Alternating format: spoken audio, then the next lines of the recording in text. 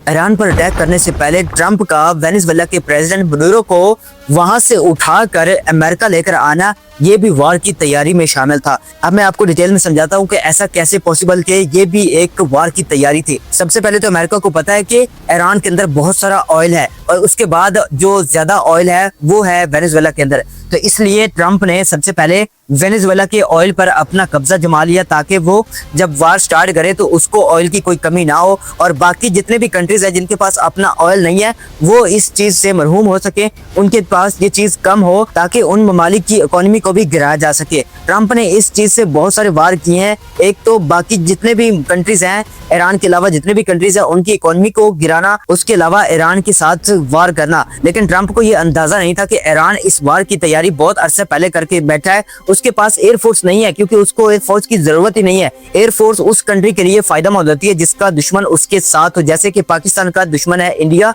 तो इनके लिए एयरफोर्स बहुत ही मुफीद है ताकि ये एयरफोर्स से वहां पे अटैक कर सकते हैं और वो इधर इस तरीके से एयरफोर्स की बहुत ज्यादा जरूरत होती है। इसलिए ईरान ने एयरफोर्स वहां पे नहीं बनाई क्योंकि उनको जरूरत नहीं थी। इसलिए उन्होंने जितना पैसा एयरफोर्स पे लगाना था उतना पैसा उन्होंने मिसाइल पे लगाया और एक हाई जदीद टेक्नोलॉजी के मिसाइल बनाए। और ईरान ने जब अपने पुराने मिसाइल जो 2010 से पहले के बने हुए थे उनको इजराइल के ऊपर, दुबई, कतर और बाकी जितने भी ममालिक के अंदर अमेरिका के अड्डे थे उनके ऊपर जब उनको लॉन्च किया तो ये अमेरिका हैरान होकर रह गया। और साथ में ईरान के न्यूज चैनल के ऊपर ये न्यूज चलाई गई कि अभी जो हमने हथियार यूज किए हैं वो ओल्ड थे, अब हमने जदीद टेक्नोलॉजी के हथियार यूज करने हैं। और जब उन्होंने 2-3 दिन पहले एक मिसाइल लॉन्च किया जिसको बच्चे देने वाला मिसाइल कहा गया, और वो मिसाइल जब जाता है किसी कंट्री के ऊपर वो आगे से डिवाइड हो जाता है, 2.5 किलो के बॉम्ब बन जाते हैं, वो जहाँ पे गिरते हैं काफी ज्यादा नुकसान करते हैं। और ये टेक्नोलॉजी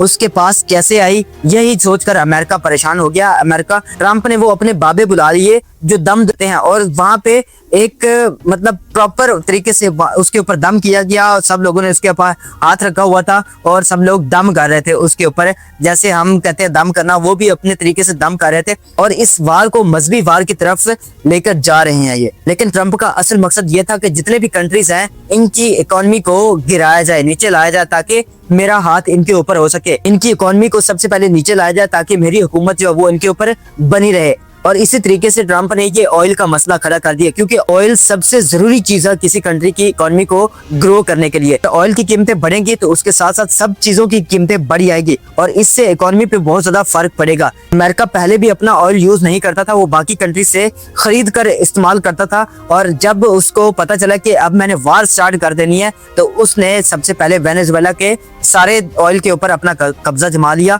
उसके बाद उसके पास अपना भी ऑयल है, उसको अब वो नहीं निकाल रहा क्योंकि उसको पता है कि आने वाले कुछ टाइम में, आने वाले कुछ सालों के अंदर ऑयल की वजह से बहुत ज्यादा कमी आ जाएगी और जब कमी आ जाएगी तो सब लोग अमेरिका की तरफ भागेंगे, उससे तेल मांगने के लिए जाएंगे और फिर अमेरिका का जो है वो एक फिर से उसकी हुकूमत स्टार्ट हो जाएगी। तो ये जो एक वार स्टार्ट की थी ये बड़ी सोच समझ कर वार स्टार्ट की गई है। इसकी आगे वीडियोस आपको मिलती रहेंगी, आप चैनल को सब्सक्राइब करके रखने। Thank you so much.